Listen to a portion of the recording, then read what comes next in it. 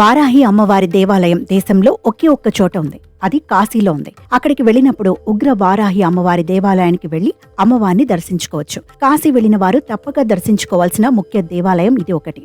ఈ ఆలయం వేళలు తెల్లవారుజామున 4:30కు మాత్రమే దర్శనం ఉంటుంది. కేవలం 30 గంట మాత్రమే దర్శనానికి అనుమతి ఇస్తారు. తర్వాత ఆలయాన్ని మూసేస్తారు.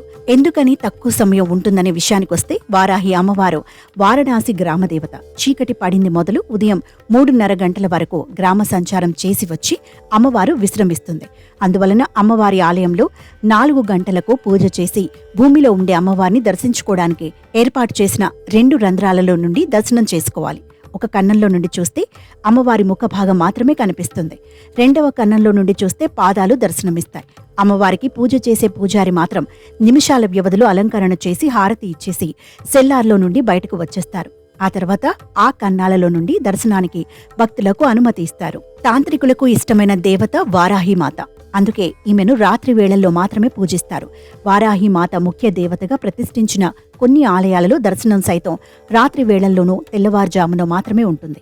దేశంలోని వివిధ ప్రాంతాలలో ఈమె ఆలయాలు ఉన్నప్పటికీ ఒడిశాలో చౌరాసి, వారణాసి, మైలాపూర్లలో ఉన్న ఈమె ఆలయాలకు ప్రాధాన్యత ఎక్కువగా ఉంది.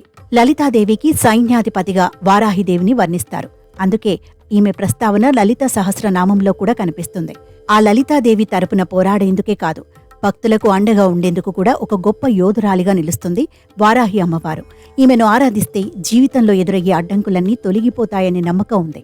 శత్రుభయం ఉండదని, జ్ఞానం సిద్ధిస్తుందని, కుండలిని శక్తి జాగృతమవుతుందని తరతరాలుగా భక్తుల నమ్మకం.